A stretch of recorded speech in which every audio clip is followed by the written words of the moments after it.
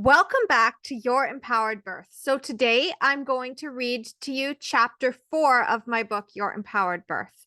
And I'm just going to remind you that the reason that I'm doing this is really because I want empowered birth out there for everyone to access. Even if you don't actually pick up a physical copy of my book or even get the Kindle version, I want you to understand that true natural birth versus the natural birth that's being taught inside of our medical system and our birth culture are two different things. True natural birth is the organic version of birth, the way that your body was always meant to do it. It's less painful, it's less traumatic, it's even not traumatic at all, but instead transformative, beautiful, powerful. You get to tap into the full essence of who you are and tune into your body and tune into your baby. It can even be orgasmic. It can be the best day of your life. Now, I already shared a little bit about why true natural birth is so hard to get in the Natural Birth Traps chapter, which is chapter 1. And I shared about why birth goes wrong in chapter 2. And I mentioned that it's not that our bodies are the problem.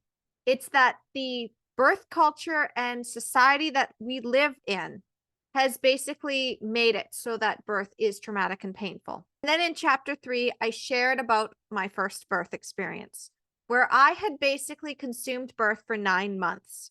I had thought that I knew everything that there was to know. I'd even experienced back spasms, so I was not even worried about the pain. But I still got tricked out of my true natural birth experience. I had to fight, beg, and compromise just to be allowed not to induce, to be allowed to birth without anybody touching me. And I had to negotiate my way through a painful vaginal exam and yelling at a nurse who was trying to get me to do a blood test that I knew I didn't need, basically following the checklist.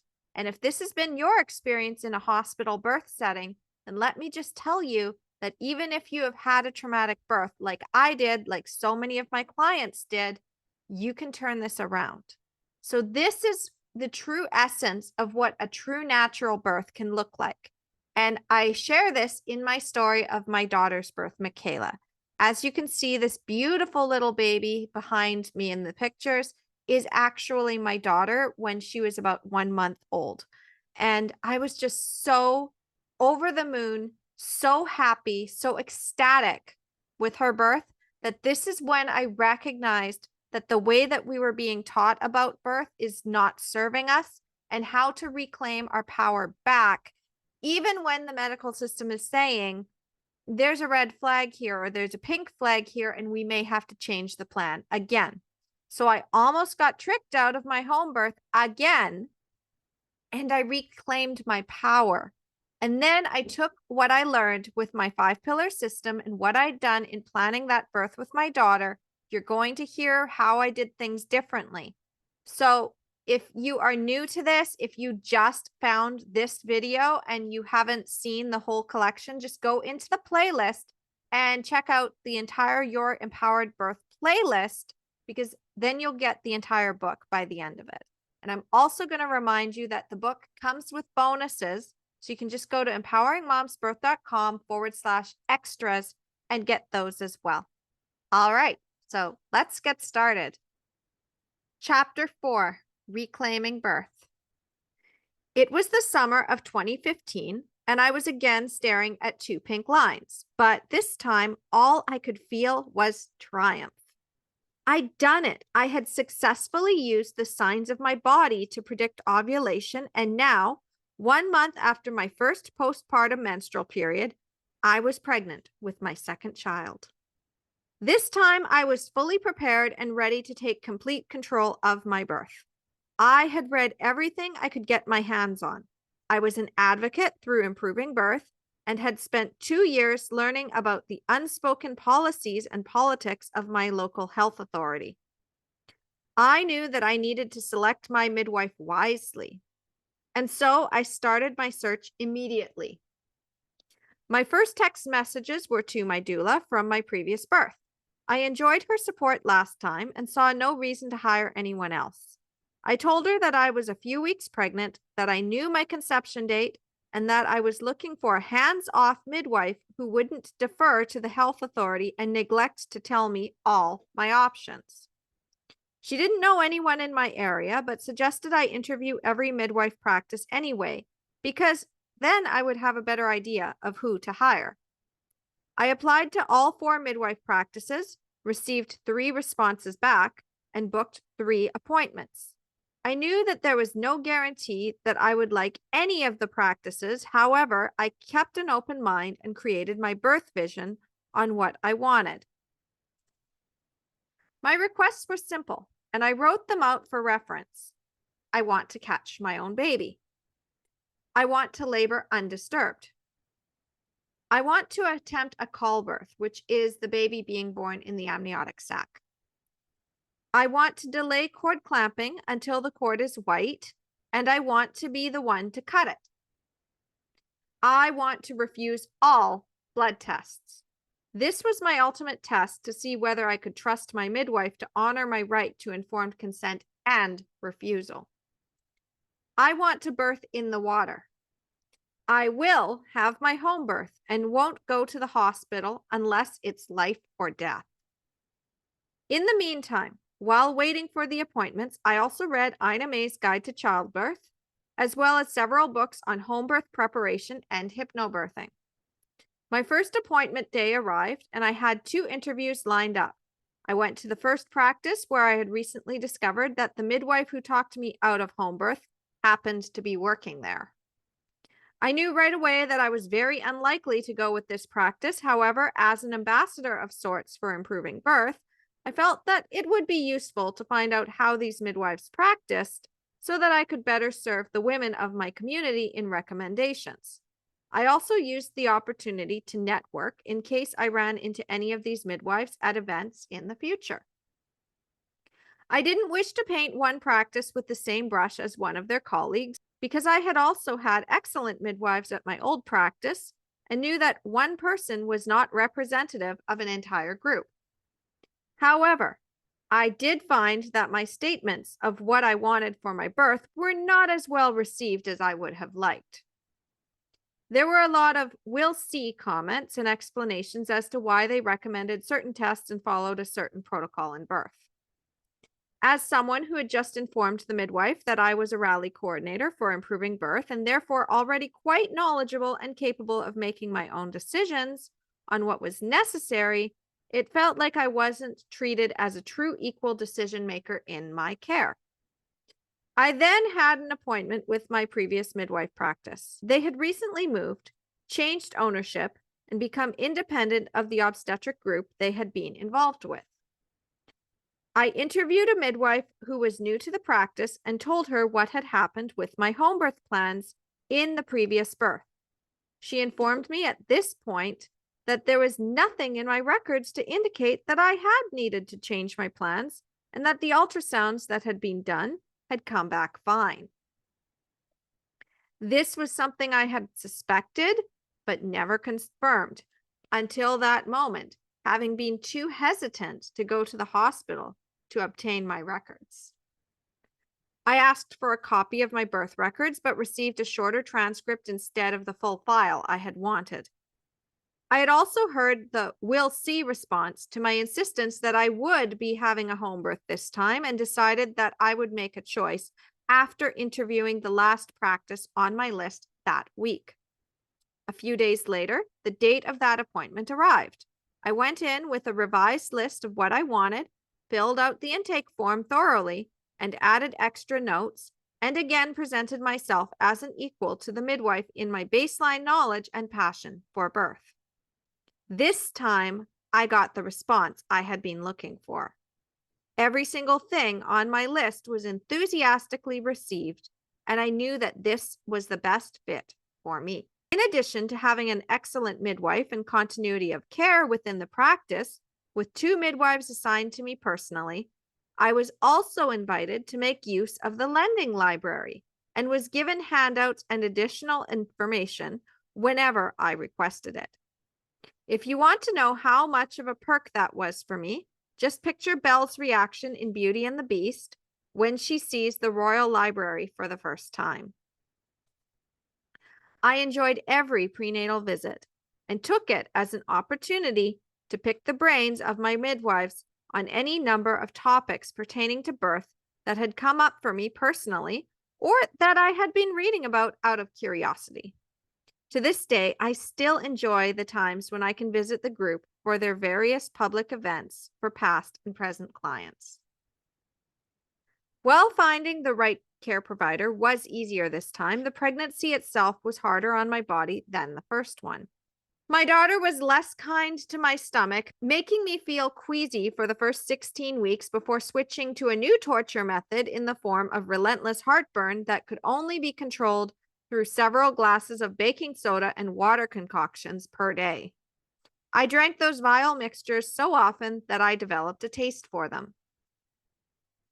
I also suffered severe back, hip, and pelvic pain that was eased somewhat by weekly chiropractic adjustments. Then, at close to 20 weeks gestation, I suffered a back spasm that caused me severe pain.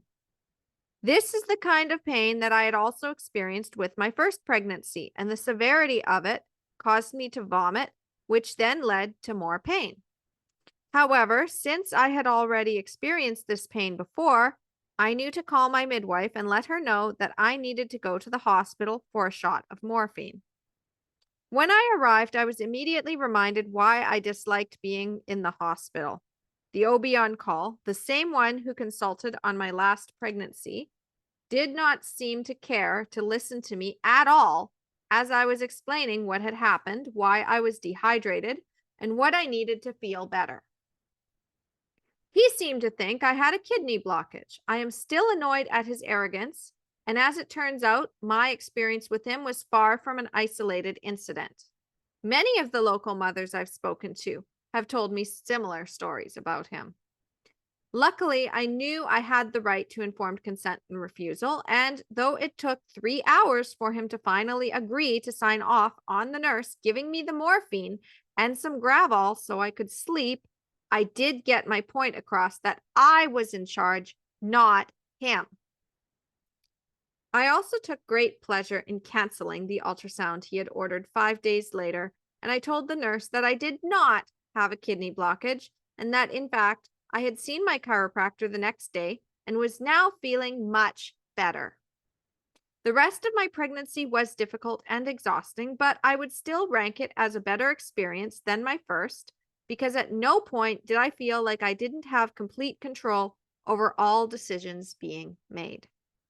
I refused all blood tests and didn't feel any pressure from my midwives to comply with the protocols set out by our local health authority.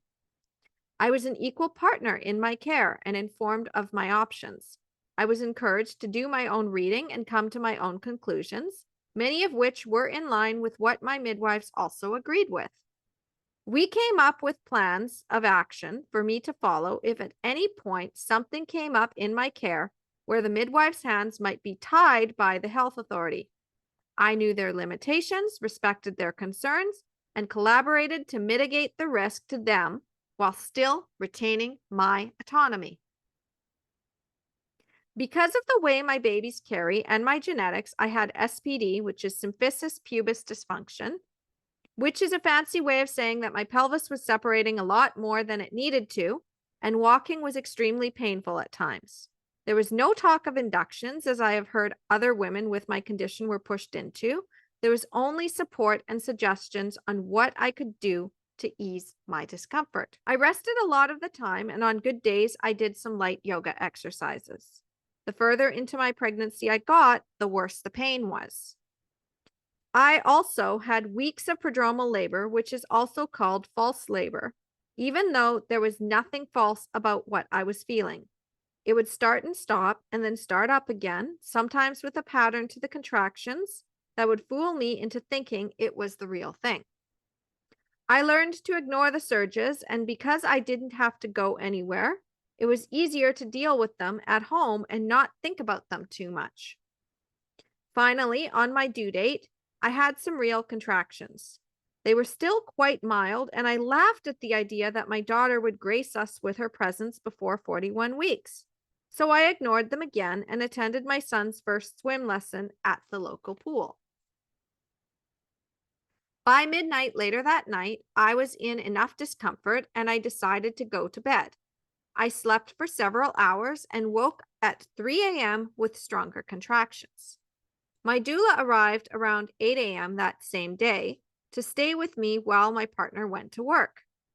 My son spent the morning learning how to roll a cold water bottle on my back, and I bounced on my birth ball, changed position a lot, walked around, and did what I needed to get through the contractions. I was still making steady progress by 3 p.m. and asked the midwife to come out to me after clinic hours. She arrived at 5 p.m., and I was too curious for my own good, so I asked for a cervical check. I was 4 centimeters dilated. In hindsight, I feel that I shouldn't have called her out so early, but I was also ready to be done with pregnancy, and my wishful thinking had me interpreting the contractions as much stronger than they really were. We filled the pool, I got in, and labor eventually slowed down. I was 6 centimeters upon being checked again, but the exam was so distressing and painful that my body shut down. Labor stopped. I was faced with my worst fear: failure to progress. I knew that I needed to make a tough decision: send the midwife home and call it a false alarm, or risk a transfer if labor continued to stall. I knew what a transfer meant, and I had no reason to believe anything was wrong with me or my baby. My waters hadn't released, her heart was strong, and I felt I just needed food and rest. So I sent the midwife home. I was made aware that if I called her and labor stalled again, she would have to consult an OB. I spent the next day in anxiety, not because I didn't know what I wanted to do, but because I wasn't sure how receptive my partner would be to what I wanted. Luckily, he brought the idea up himself. We would call my doula to come support me, and we would call the midwife when we passed the point of no return. Either my waters would release or I would be pushing. We told our doula what we had decided, and we refilled the pool when I realized that labor had started up again.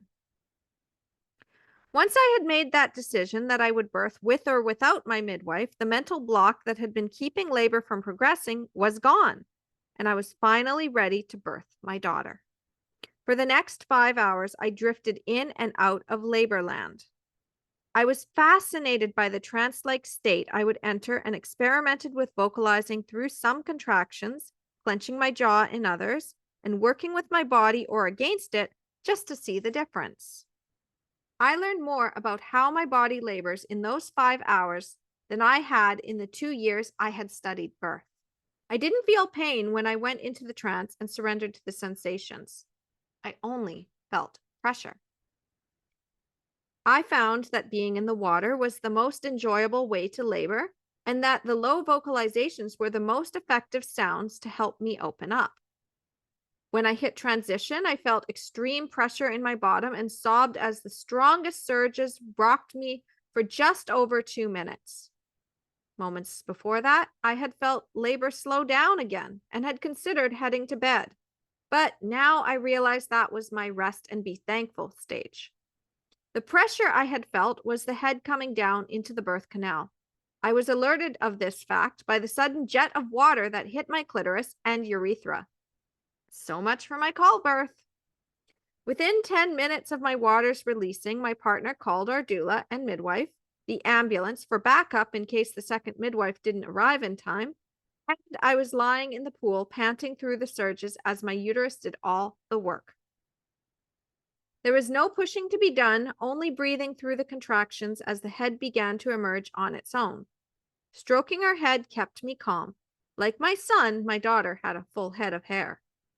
The midwife arrived in time to check my belly with the Doppler and reassured me that the heart rate was good and strong. The term fetal ejection reflex could not have had a more accurate name, though I had misunderstood the intensity of this phenomenon in birth. Prior to experiencing breathing the baby out, I had thought this was a lovely, gentle experience. Perhaps it is for some mothers, but for me, it was like my daughter was being shot from a cannon.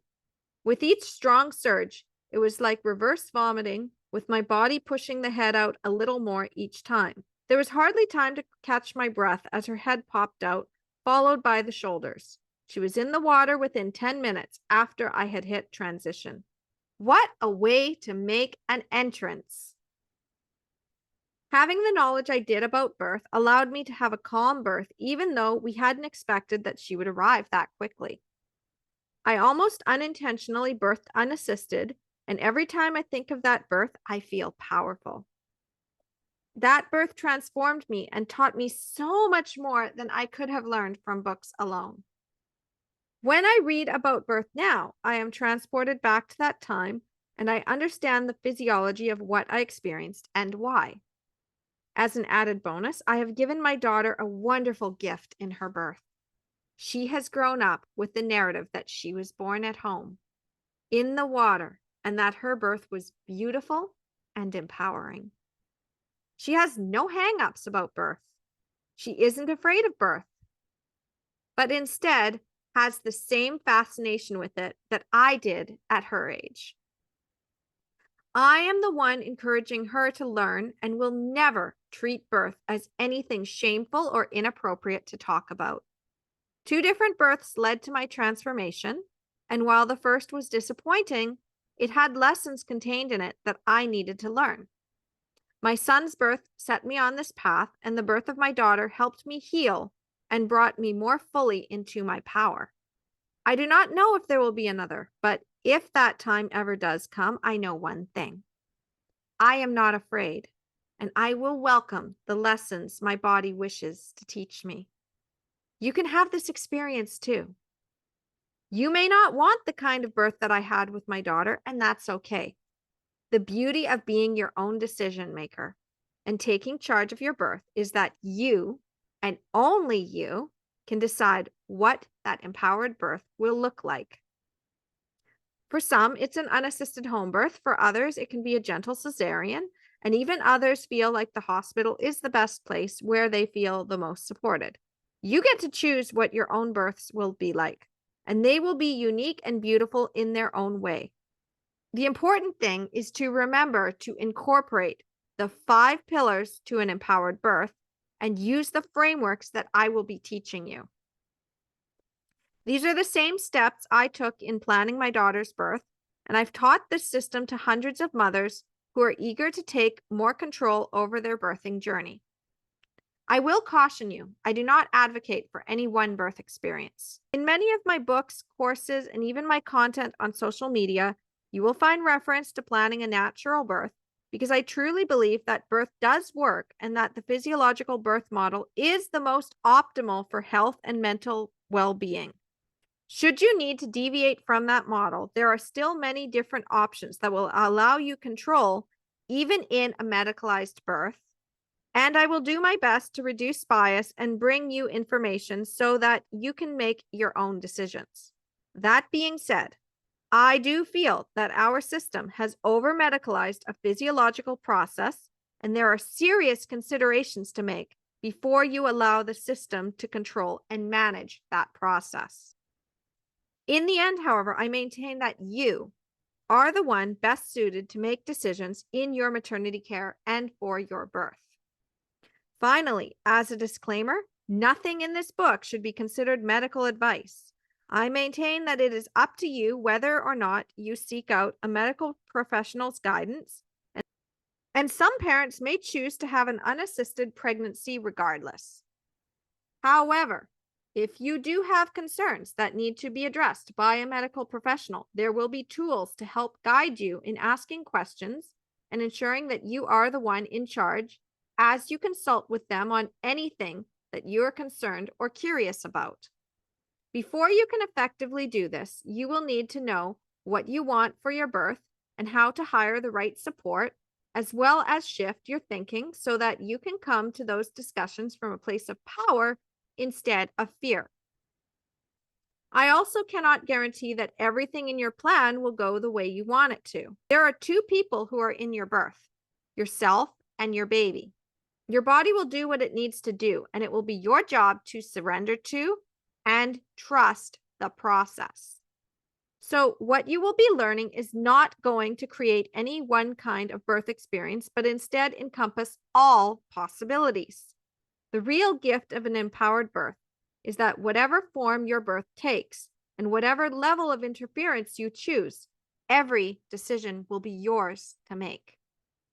You will also discover your own innate power, tap into your intuition, and reclaim a part of you that is more extraordinary than you can imagine. Women who have had empowered births have gone on to create their own businesses. They become midwives and doulas. They take on the world and they teach their children a better way. Empowered birth isn't just an idea, it's a true gift that will transform your life, and no one will ever be able to take your power away from you again. In the next chapter, you'll learn about the 5 pillars. So get ready, because what I'm going to teach you is going to change everything. And I just want to remind you that this book does come with bonuses, and you can get them from empoweringmomsbirth.com/extras. Okay, again, that's empoweringmomsbirth.com/extras. So thank you so much for listening to this beautiful birth story with my second child, Michaela. She is now much, much older, obviously, because she was born way back in 2016. But the essence of it is that when I reclaimed my power, I started to see how every single other aspect of my life that wasn't working needed to change. And so then I went on a journey that basically led to me leaving a toxic and abusive relationship, creating my own business and coaching practice, becoming a speaker, writing this book for you, and putting out all of my content out on YouTube and Instagram and all of the other social media channels, stepping into my power and showing women who had had horribly traumatic birth experiences that they could reclaim their power as well. And they have gone beyond me. They've gotten past their fear so much faster than I ever had. They have gone on to have beautiful, empowered, unassisted VBACs after previous traumatic cesareans and inductions. They've gone on to have home births with multiple cesareans. They have gone on to basically show that even if you're high risk, even if your care provider says you're too small or too fat or too old, you can have your beautiful, true, natural birth experience. And the label does not define you. So if you want to know more, or you are just loving this and you want to support the empowered birth movement, Your Empowered Birth is available on Amazon. So you can just go and get it on your Amazon, or you can go to empoweringmomsbirth.com/book to learn more and see the success stories of the moms who have gone through this empowered birth system. In the next chapter, I am going to be telling you about the 5 pillars of empowered birth. If you want a copy of that chapter, you can also just go to empoweringmomsbirth.com/chapter. Okay. And we are almost halfway through Your Empowered Birth. So thank you so much for watching, and I'll see you next time. Bye.